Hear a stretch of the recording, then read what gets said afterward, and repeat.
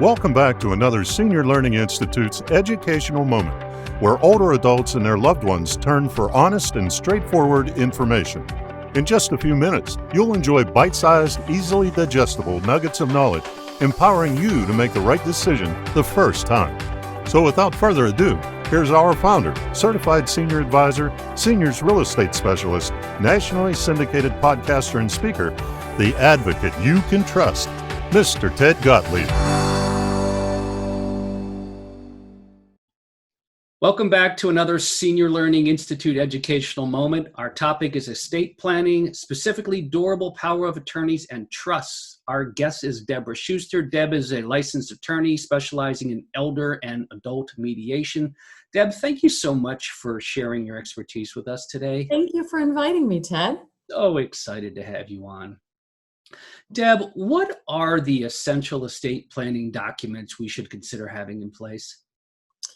So, for everyone over the age of 18, at minimum, they need a durable power of attorney for healthcare and a living will, which are often combined, called a healthcare declaration, a HIPPA authorization that allows them to appoint who they want to share information with their physicians' healthcare providers, a durable power of attorney for general or financial matters that allows them to appoint who they want to handle their financial matters if they become unable to, and certainly a last will and testament.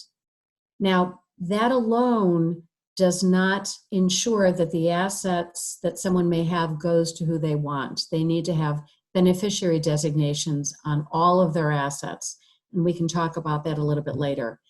And then for people who have more assets in their name, they may want to consider having a trust, because a trust is the most efficient and comprehensive way to keep assets out of probate and to make sure that they go to the people that the person creating the trust wants them to go to. Great. So we're going to break that down. Well, let me ask you this, though. I mean, you mentioned a lot. How common is it for people to have all their ducks in a row when they first sit down with you? Virtually never. Usually it is a crisis situation such as we are seeing now, and I am busier than ever with people calling and wanting their estate planning documents. And most people call me up and say, I need a will.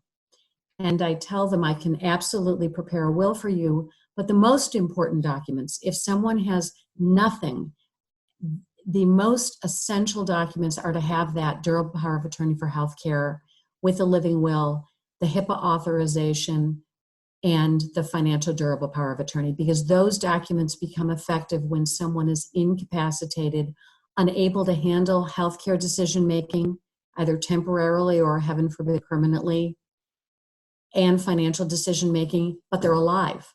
A will becomes effective after they've died. So that's why I feel the durable power of attorney for healthcare and financial matters are absolutely essential. Great. All right. So then a three-part question. Sure. What do these documents allow? What responsibilities can I delegate? And who should I appoint? And what do I do if I have no one that I can appoint? Okay. These are all very common questions. Most of the time people come in and say, where do I start? And I explain, I will guide you through that process. So what do these documents allow? The durable power of attorney for healthcare and the durable power of attorney for general or financial matters allows the person who's creating the document to name who they want, and most importantly, who they trust to make healthcare decisions for them under the durable power of attorney for healthcare, and financial decisions for them under the financial or general durable power of attorney. They can be the same people, but they should be, most importantly, who the person creating the documents trusts the most. I have two sons who I love dearly. They have different skill sets. So I have one appointed as my healthcare decision maker and one appointed as my financial decision maker. Now, this is key. You should never just appoint one person. You should always have at least one, if not two, people that can serve as backups or successor decision makers, because the first named person may not be able to serve. and it's entirely their choice whether they want to serve. So if you're going to appoint somebody, you need to ask them if they're willing to do so. So in terms of what authority you can give them all of the healthcare decision-making that you could make for yourself when you have capacity. So that's talking to your physicians, hiring and firing healthcare personnel, reviewing your medical records, consenting to treatment, refusing treatment, discharging you from healthcare facilities against medical advice if they feel that's what you would want in your best interest. So there's a whole host of areas of decision-making that you, as the person creating the document, can choose to delegate to that person. Under the financial durable power of attorney, things like paying your bills, banking authority, handling investments, handling securities, making sure that your IRAs, your 401ks, life insurance, and all other insurance premiums are paid. Of course, paying your taxes. Entering into contracts for goods and services that you may need. And particularly when I create documents, I put in a provision that requires the person appointed under the financial power of attorney to pay for any arrangements made by the healthcare agent who's responsible for making healthcare decisions. So who do you appoint? And again, it really should be who you trust. Many people who have a number of children start with the eldest and then go down in terms of age. But that is absolutely not necessarily the way you should do it. It needs to be who has the skills that best match the decisions that you're asking them to make, particularly under the financial durable power of attorney. You need to choose someone who is financially secure themselves, not prone to someone convincing them, oh, you can borrow $5,000 from your mother. She won't need it, and I know you'll pay it back. They're not in a predatory relationship. They're not in a situation where creditors may be seeking payment from them, someone who's timely in paying their own bills. So that's a really important decision to make in terms of the criteria for deciding who you're going to appoint. And not everyone has family members they trust or that are willing to serve. So there are many of my clients who don't have people that they readily can think of to name. And fortunately, I know that you and I both work with people who can serve in those capacities. I have a number of professionals who are bonded and insured that are willing to serve in these capacities. And what I do is I give my clients their names and arrange a meeting so they can meet that person and make sure that there's a good personality fit. And believe it or not, often non-relatives or people that are not your friends that you hire will make decisions that are more in line with what you want because they're in a paid position and they want to make sure that they fulfill your wishes and your values. So what type of professions are these people that you are referring to? So there are CPAs that are willing to do this. There are other attorneys that are willing to do this. And there are a number of people that are either geriatric care managers, some people who provide more general services, kind of concierge services that will make meals, that will run errands for people, but that again, that have expertise and that in fact have been appointed by the court to serve in these capacities if someone needs a guardian or conservator, which I know that we're going to be talking about a little bit later. Right. So it's interesting because I could see how some folks would consider that using a service like that as a gift to their children so that they don't have to deal with it. So, right. People are not usually jumping up and down asking, pick me, I really want to do this. Yeah, I've seen how long of a process it can be when your ducks are not in a row, and it doesn't always help build relationships within families as well. Well, and particularly if you have family members that do not have the best relationships. I do elder and adult mediation, and in those situations, not appointing your children and appointing a disinterested third party in the capacity, particularly financial decision making, whether it be under a durable power of attorney for financial matters a last will and testament or a trust, so that you have a third party that is making those decisions. You remove the opportunity for argument, accusations amongst your children.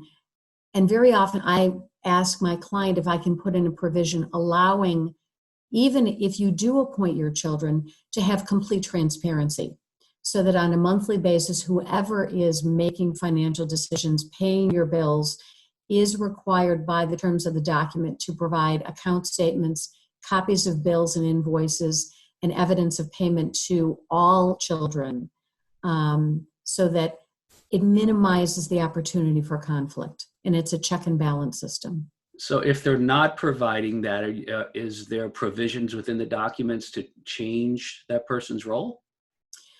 It depends on what the client wants.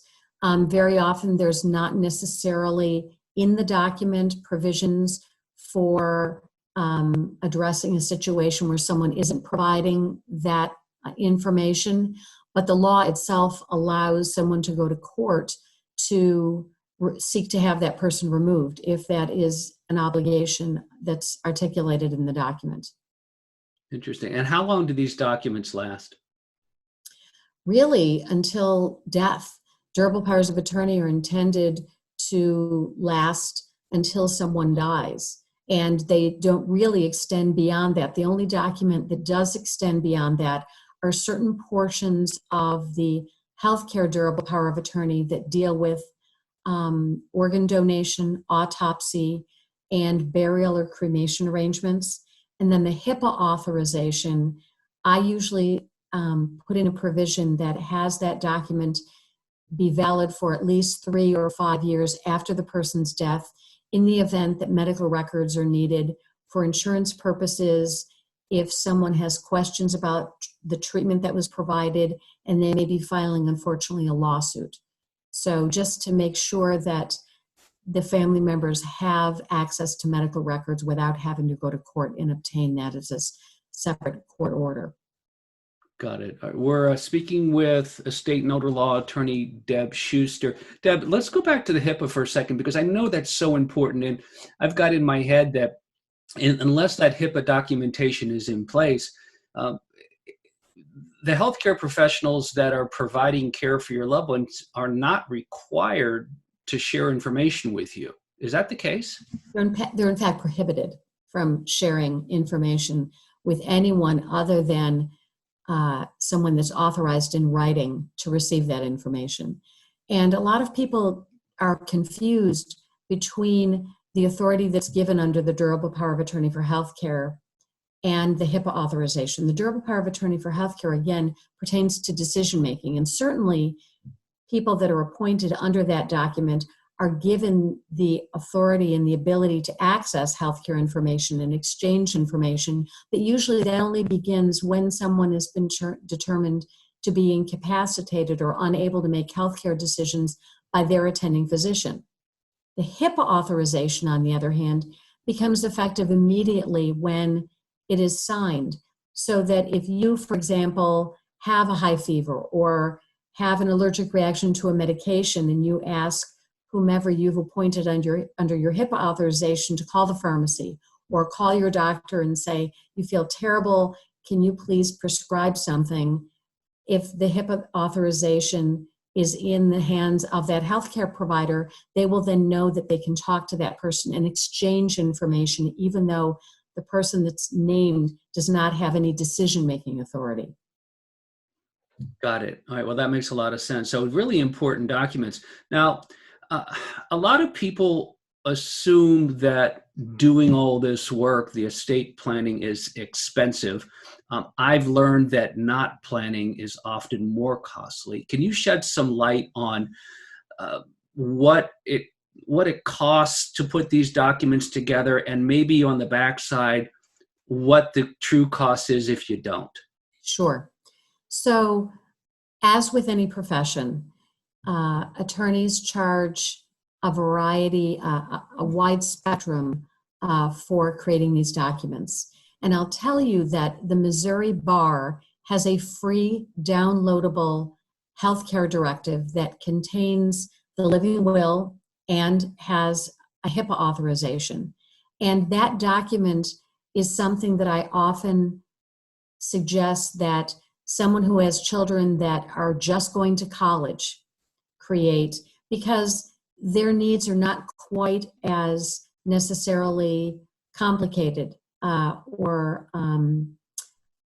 expansive as someone who is a bit older. And that's a perfectly valid document that the Missouri Bar took a great deal of time in creating. And again, if someone goes to the Missouri Bar website, that's a free downloadable form. However, when I have clients that I'm working with that are not just new adults per se, creating a durable power of attorney for healthcare that has the living will, the HIPAA authorization, and creating a durable power of attorney for financial matters, that package for my services costs $325. Others may charge more, others may charge less. I take an enormous amount of time walking through with my clients exactly what provisions they want to put in the document, what their options are, and what the consequences of putting those provisions are. Because, for example, some people want to make sure that they have provisions that allow gifting. And that, in certain situations, is not what you want to have happen if you are incapacitated and your money's needed to pay for your care. On the other hand, if someone doesn't have enough money to pay for skilled nursing care, they may want to have certain specific provisions allowing gifting and transfer of assets to allow Medicaid planning, which is the subject of a whole nother podcast. So you have to really be working with someone who knows what the law provides and what someone's options are in terms of creating these documents, because one size does not fit all. In terms of the financial power of attorney, again, there are a variety of options in terms of the provisions that are put in. And again, if certain provisions are not in that financial power of attorney, particularly the ability to transfer assets or do Medicaid planning, that could be a very, very expensive consequence of not having that language. Because if that language is not in the document, your appointees cannot do Medicaid planning for you and would have to use all of your assets essentially to pay for your care.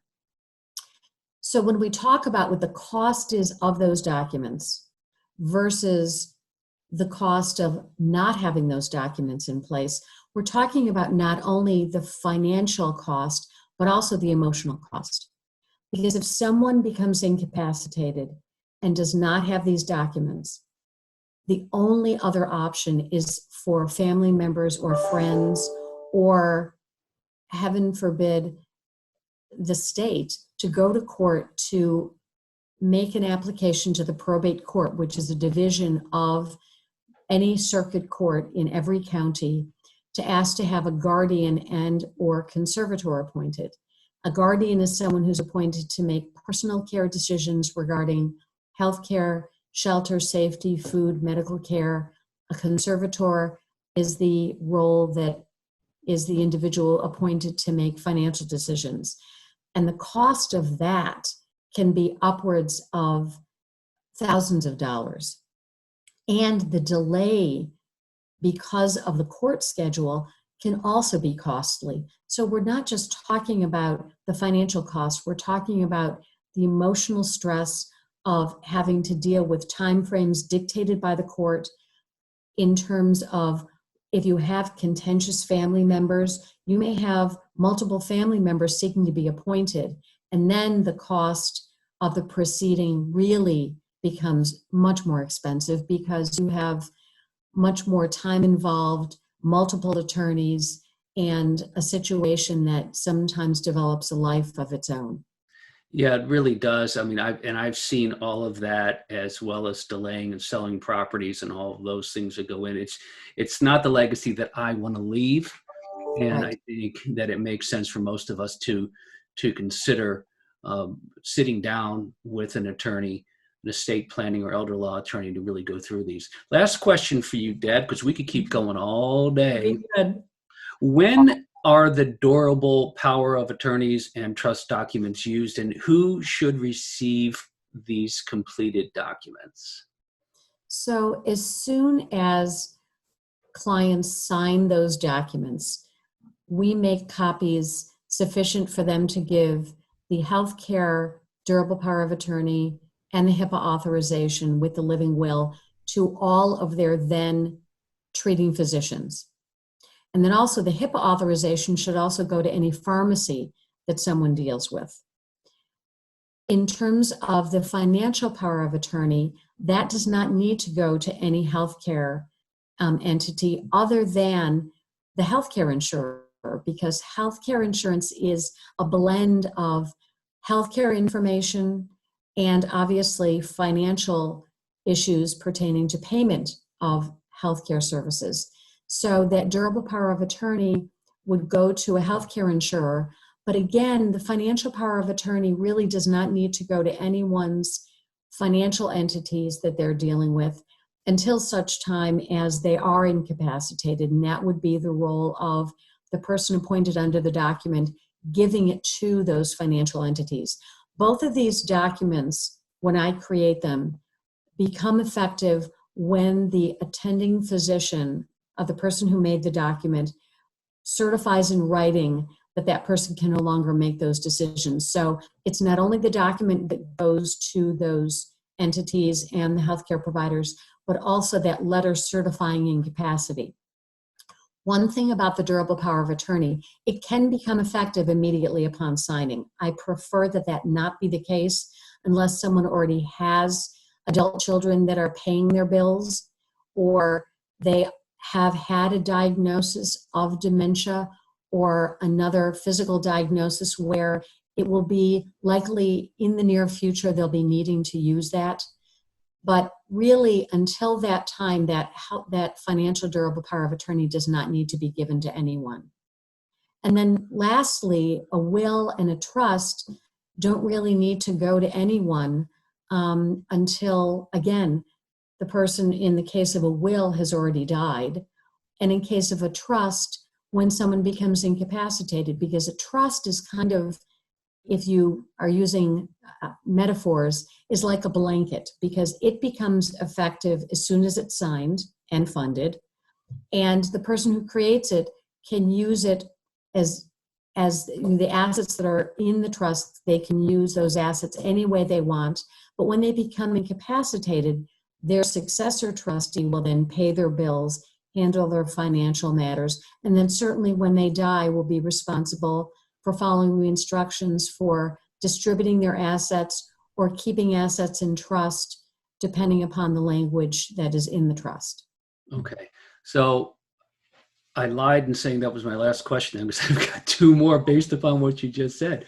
So the first one is that are digital copies of these documents acceptable on most occasions?